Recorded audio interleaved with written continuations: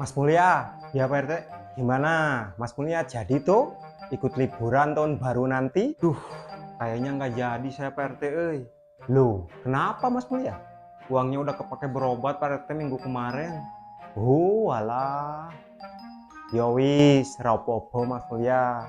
Sing penting Mas Mulia sehat. Iya Pak RT, mengenai liburan bisa nanti lagi Pak RT. Iya Mas Mulia. Pak RT, apa meneh Mas Mulia, kalau Pak RT disuruh milih nih ya, Mas Mulia ini ada-ada aja.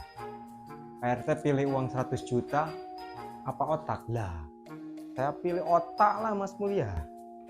Uang kan bisa dicari Mas Mulia. Nah, kalau otak mau cari di mana? Nah, sekarang saya balikin Mas Mulia.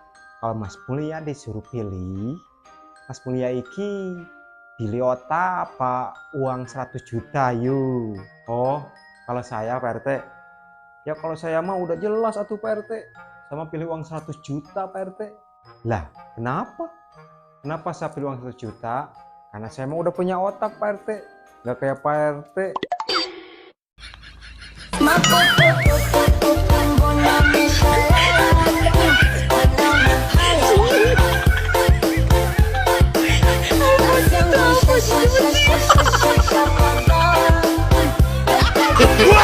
No, no, no, no.